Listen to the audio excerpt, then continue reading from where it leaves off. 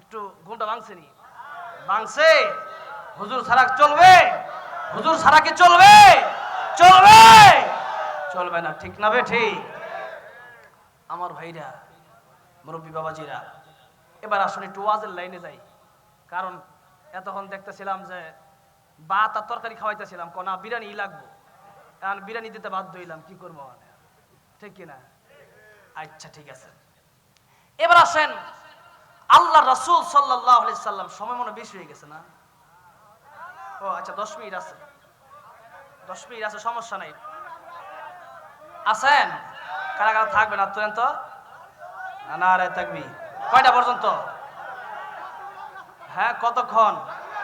কতক্ষণ চলবে? আমরা থাকেন সারা রাত, আমার ঘুমে ধরছে ভাই। আচ্ছা, একটা পর্যন্ত, ইডাই রাইট।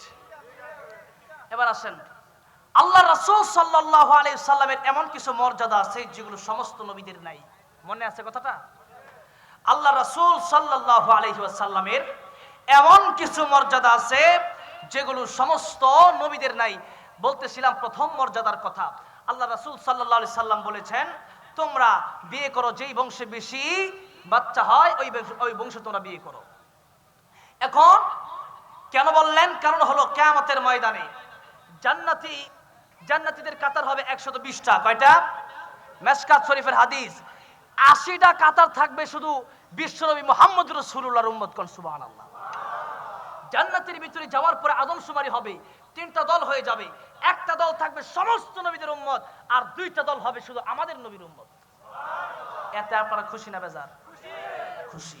এবার আসুন, আল্লাহ রাসূল সাল্লাল্লাহু আলাইহি ওয়াসাল্লাম বলেন এই জন্যে যে আমার কিয়ামতের ময়দানে যত উম্মত হবে এটা আমি নবীর একটা আলাদা মর্যাদা। কোন সুবহানাল্লাহ।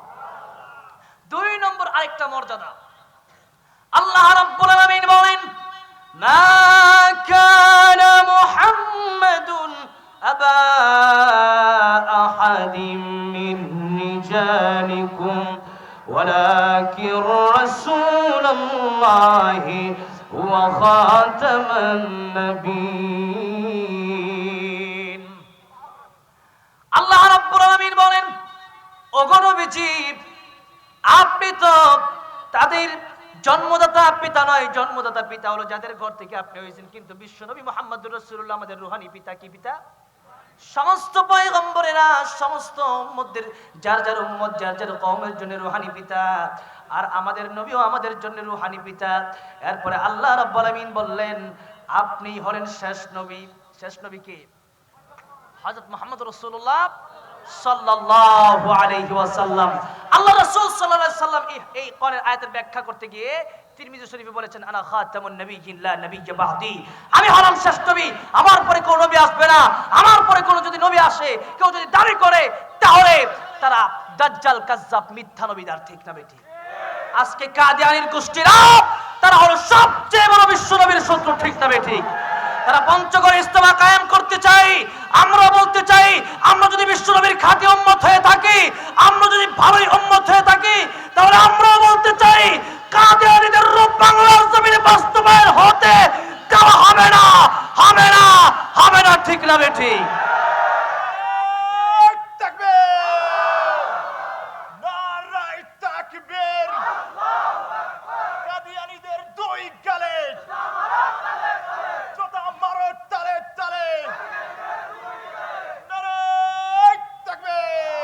আজকে আমাদের দেশের সমাজের নেতারা তারা ভাবে কাদিয়ানীরা কাফের হইল কেমনে?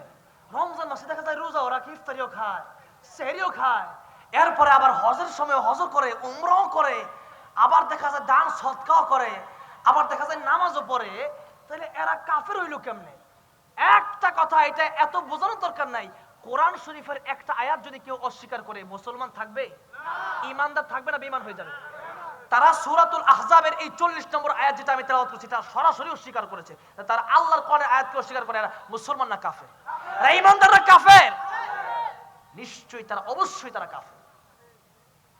তারা কোরআনের আয়াতকে অস্বীকার করেছে, রাসূলের হাদিসকে অস্বীকার করেছে। আজকে সারা বাংলাদেশের মধ্যে জায়গায় জায়গায় আস্তে আস্তে কল্পনা করে করে তারা গোলাম আহমদ কাদিয়ানী, যে এবার লেফট নিবিত্র পুরা মরছে, নাউজুবিল্লাহ। এই নবী যারা হয় একই লেফট নবীরা মরে? জোরে কোন? হ্যাঁ তো মেট্রিক পরীক্ষায় 3বার ফেল মারছে গোলাম মোহাম্মদ কাদিয়ানী। চিন্তা করছেন? নবী যারা হবে এদের একটা গুণ হলো তাদের শিক্ষক স্বয়ং কে হবেন? যখন কে হবেন? দুনিয়ার কোন মানুষ শিক্ষক হবেন? আর তার শিক্ষক তো ছিলই, এবং 3বার মেট্রিক পরীক্ষা ফেল মারছে।